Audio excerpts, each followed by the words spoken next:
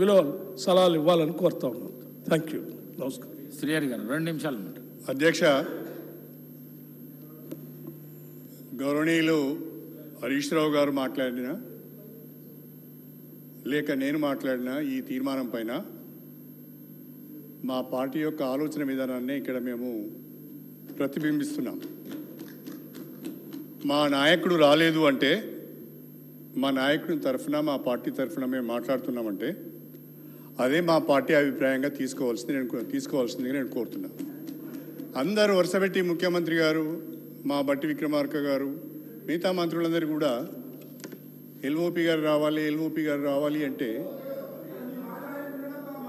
నీకెందుకయ్యా, నువ్వు home minister అయ్యేది లేదు, సచ్చేది లేదు, ఊకో.